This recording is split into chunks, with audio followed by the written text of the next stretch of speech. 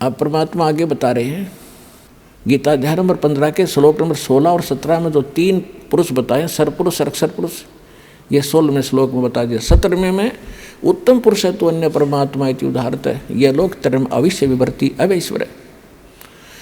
अब गीता अध्याय नंबर 15 के श्लोक नंबर 1 से इसका लिंक है, ऊपर को जड़ और नीचे को तीनों गुण रूपी शाखा वाला। ये उल्टा लटका हुआ संसार रूपी वृक्ष है, जिसकी ऊपर को जड़ है वो तो पूर्ण परमात्मा है, और नीचे को तीनों गुण, रजगुण ब्रह्मा, सदगुण विष्णु, तम गुण शिव जी रूपी शाखा है। तो परमात्मा ने स्वयं आकर बताया था कि अक्षर पुरुष एक पेड़ है, सरपुरुष यानी ज्योत निरंजन वा की डार, और तीनों देवा शाखा है, ये पात्र रूप संसार। अब ये दास बता रहा है कि जो जड़ है वो परम अक्षर ब्रह्म है। गीता अध्याय नंबर 8 के श्लोक नंबर 3 वाला वो परम अक्षर ब्रह्म है, वो परम अक्षर पुरुष कहो, परम अक्षर ब्रह्म कहो।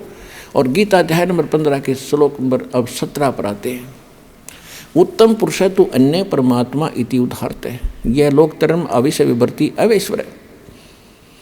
उत्तम पुरुष, पुरुषोत्तम यानी श्रेष्ठ भगवान, जिसको परमात्मा कह सकते हैं, कहा जाता है, जो वास्तव में अविनाशी है, जो सबका धारण पोषण करता है, सबके तीनों लोकों में प्रवेश करके सबका धारण पोषण करता है, वो अविनाशी परमात्मा है, वो परम अक्षर ब्रह्म है। वो संसार रूपी वृक्ष की जड़ है, जिससे सबकी परवरिश होती है। पूरे वृक्ष की परवरिश जड़ से होती है, मूल से होती है। तो वो परम अक्षर ब्रह्म जो है वो जड़ है पूरे संसार की, वो परम अक्षर ब्रह्म है। गीता अध्याय नंबर 18 के श्लोक 62 में जिसके विषय में कहा है कि अर्जुन तू सर्वभाव से उस परमेश्वर की शरण में जा, उसकी कृपा से तो परम शांति को और सनातन परम धाम को प्राप्त होगा। तो यहाँ गीता अध्याय नंबर 8 के श्लोक 5 और 7 में गीता ज्ञानदाता ने अपनी विषय बता दिया कि भक्ति भी कर, युद्ध भी कर, जन्म मृत्यु तेरी भी रहेगी, मेरी भी रहेगी। तो गीता ज्ञानदाता के पास वो कंप्लीट कोर्स नहीं है जिससे जन्म मृत्यु उसकी कट सके और उसके उपासक की कट सके, स्पष्ट कर दिया। अब वो कहता है कि उसके लिए तत्वदर्शी संतों ने खोज ले। तो इस विषय में आज तत्वदर्शी संत ये रामपाल दास है, जिला हिसार, हरियाणा।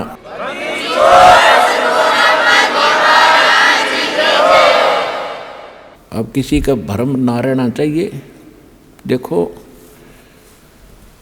एक 1000 का नोट है, उस पर लिखा है कि मैं धारक को 1000 रुपये देने का वायदा करता हूँ।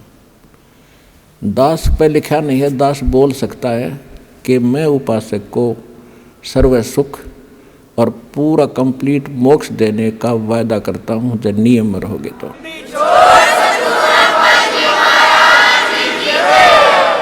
तो पुण्यात्माओं, बिना बताए पता कैसे चले?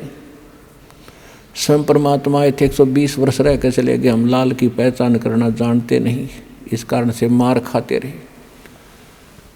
और एक तो कहना होता है, विद प्रूफ प्रूव करूँगा कि इस विषय में किसी के पास ज्ञान नहीं, किसी के पास समाधान नहीं, और कबीर जैसा भगवान नहीं, और इस परमात्मा के दास को जो प्राप्त है, कबीर परमात्मा का दिया हुआ ऐसा कोई ज्ञान नहीं।